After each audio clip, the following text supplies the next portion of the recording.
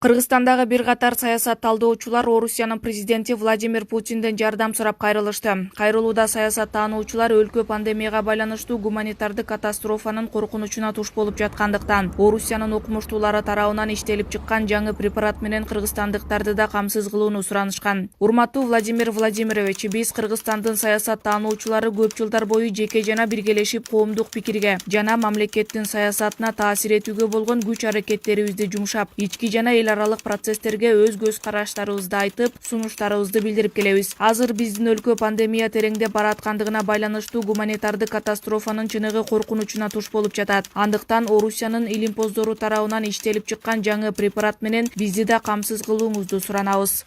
Кайрылууга саясат таануучулар Кайрат Осмоналиев, Марс Зариев, Бакыт Жумагулов, Павел Столярин жана башкалардын колу коюлган. Буга чейин журналист Асол Молдокматова дагы Путинден жардам сурап кайрылып, медициналык каражаттарды алып берүүсүн өтүнгөн болчу. Ал эми мурдагы элчи Мамбет Жунус Абылов коронавирус учурунда сырттан жардам алуу эки мамлекеттин ортосунда түзүлгөн келишимдин негизинде гана жүргүзүлөрүн айтат. Ал келишимде азыркыдай абалда жардам берүү боюнча эки мамлекеттин өкмөттөрүнүн түзүлгөн макулдашуусу болуш керек. Андыктан коңшу мамлекеттерден жардам алуу үчүн өлкөнүн бийлиги гана кайрыла алат.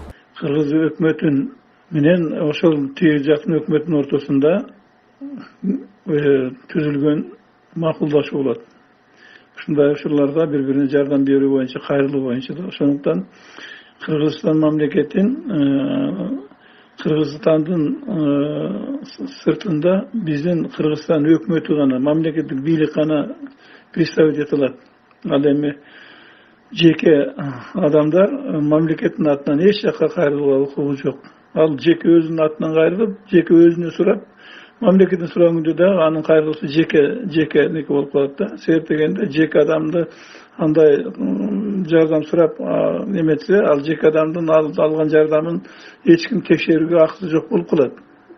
Ал эми мамлекеттин алган жардамы бардыгы мамлекеттин көзү мөрүндө турат да. Буга байланыштуу жеке жарандын башка мамлекеттин башчысынан жардам сурап кайрылганы ылайыктуу маселе эместигин кошумчалады. Кыргызстан таажи вирусу менен күрөшүүгө мамлекеттин бюджетинен 3-4 миллиард сом бөлүшү керек болчу. Бул каражат медициналык муктаждыктарды алдын алмак дейт саламаттыкты сактоо тармагы боюнча эксперт Айбар Султангазиев. Мамлекет каражат маселесин караганда кумтөр сыяктуу акча түшкөн гендерди эске алышы керек болчу. Ошондой эле бейтаптарга дарылардын баасы кыйынчылык жаратып жаткандыктан бул маселе мыйзам негизинде ишке ашырылышы керек. Ал үчүн мамлекет жеке дарыканаларга пайызы жок насыя берип, келишимде дарылардын баасы көзөмөлгө алынышы шарт.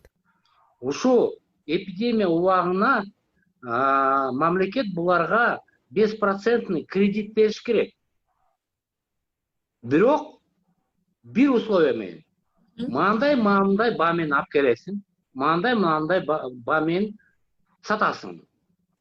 Эгери ушундай баа менен сатпасаң, анда сага 20% годовой кредитти сразу кошуп салабыз. Бир тапсак, бир случайда сразу ошо кредит, ошондой келишим булар менен мындай акча жагынан сүйлөшүш керек да. Ошондой келишим турганда булар өздөрү текшерип баштайт.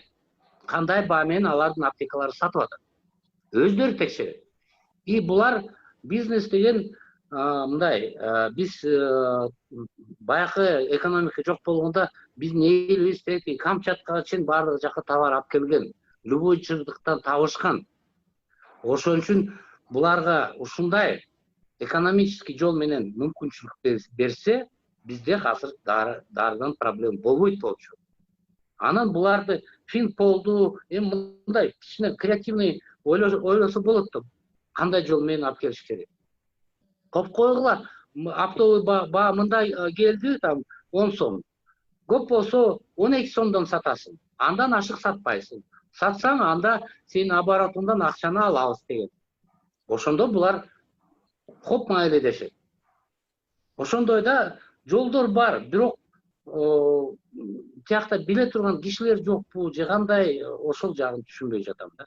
Медицинанын прогнозунда тажи вирусу Кыргызстанда август-сентябрь айында күч алып, жаз айына чейин созулушу мүмкүн. Мамлекет COVID-19 вирусун алдын алууга шалаакы мамиле кылгандыктан, коронавирус региондорго жетсе, медицинанын алсыздыгынан бир топ жоготууларга учурашыбыз ыктымалдыгын кошумчалады. Кыргыз жарандарынын Россия Федерациясынын президентинен жардам сурап кайрылганы президент Сооронбай Жээнбековдон үмүт күтпөгөндүгүн аныктайт. Мындай пикирди жарандык активист Айбек Теңизбаев билдирип, бул деңгээлге өлкөдөгү системалык кризис кептигенин айтат. Жарандык активисттин айтымында пандемия учурунда башка өлкөдөн жардам суроо мамлекеттин деңгээлинде гана жүргүзүлүшү керек. Бул кризис өзүң айткандай туура мамлекеттик башынан башташ керек да мунучу. Мен башынан баштаганга аракет кылам. Бул эмнеден келип чыгып атат? Ошол оор абалчы. Ошол институттук кризистен келип чыгып атат. Системанын кризисинен келип чыгып атат, мамлекеттик системанын кризисиненчи. Мен ошолорго көңүл бургум келет да. Жарандар мисалы кайрылат, өзүнүн оюн айтат. Ооба, мен жеке оюмду айта турган болсом, бул туура эмес. Өзүңдүн мамлекетиң болгондон кийин, өзүңдүн президентиң менен сүйлөшүп, ошол менен биргеликте иш алып баруу дагы туура болот деген ойдомун да.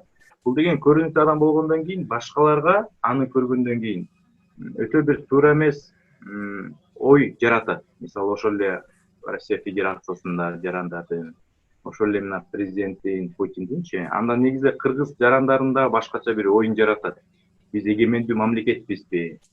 Эмне себептен кайрылып жатабыз? Биз өзүбүз көйгөйдү чечиш керекпиз депчи. Андай учурда чектен ашпоонун кереги жок. Бирок активист Кыргызстандагы тажи вирусу менен күрөшүү саясатынын алсыздыгы жарандарды сырткы күчтөргө кайрылууга мажбур кылып жатканын кошумчалады. Ал эми журналист Асол Молдокматованын Орусиянын президенти Владимир Путинге кайрылуусу боюнча президенттин басма сөз борбору жооп берип, эки өлкөнүн мамлекет башчыларынын сүйлөшүүсүнөн кийин Россия COVID-19 аныктаган 30 000 даана системдик тестти жардам катары көрсөткөнүн билдирген. Мындан сырткары медициналык муктаждыктар боюнча да сүйлөшүүлөр жүргүзүлүп, гуманитардык жардам жакын арада келерин кошумчалаган. Акыл Аймаратова, Тилеке Шенкулов, Next TV күндүн темасы үчүн.